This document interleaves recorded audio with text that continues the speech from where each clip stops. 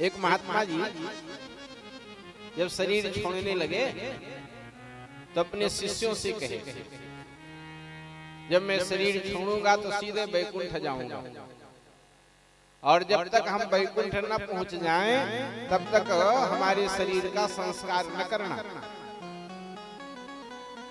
तो शिष्यों ने कहा, गुरु जी आप वैकुंठ पहुंच जाएंगे तो कोई टेलीफोन आएगा, चिट्ठी आएगी, हम लोग कैसे जानेंगे कि आप वैकुंठ पहुंच गए?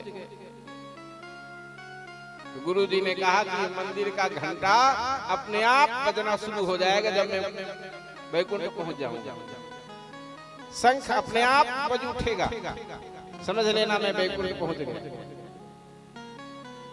अब गुरु जी ने तो शरीर छोड़ दिया, 3 दिन बीत गया, न घंटी बजे न घंटा। अब शिष्य बेचारे लिए बैठे हैं लाश, अब कुछ बजे तो ले चलो, बजी नहीं रहा, बड़े परेशान बैठे। संयोग से नारद जी उधर से निकल पड़े। नारद जी ने पूछा, भाई तुम्हारे गुरु तो 3 दिन हो गया शरीर छोड़े, ले जाओ इनका संस्कार करो।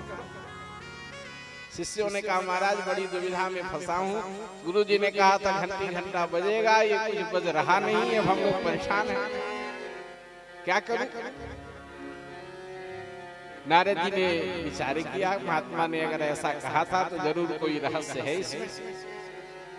तो जहां पर उनका शरीर छूटा था वहीं नारद जी जाकर के लेट गए, और लेट करके ऊपर देखे तो बढ़िया एक बैर का वृक्ष दिखाई पड़ा उस स्थान से, और बैर में सुंदर फल लगा हुआ दिखाई पड़ा। बोले ये जरा फल तोड़ो, फल तोड़ा गया, बोले इस फल को मसल दो, और जैसे फल को मसल दिया गया उस फल में कीड़ा था, वो कीड़ा भी उसी में मसलते समय मर गया। और जैसे ही कीड़ा मरा अपने आप घंटी बजने लगी, घंटा बजने लगा, शंख बजने लगे। नारद जी ने पूछा, वो शिष्यों ने पूछा, गुरुदेव नारद जी इस फल में कौन सी जादूगिरी छिपी हुई थी, समझ में नहीं आ रहा, क्या रहस्य था?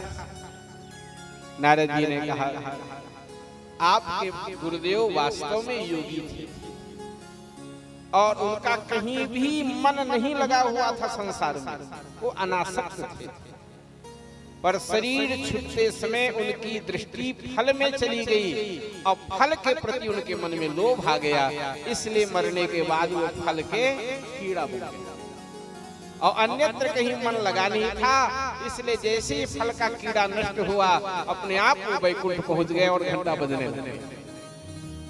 ये कथा हमें क्या सिखाती है? यह कथा हमें यही बताती है कि जहां जहां आपका चित्त लगा रहेगा वहां वहां आपको दोबारा जन्म लेकर के आना पड़ेगा। इसलिए चित्त तो भगवान में ही लगाई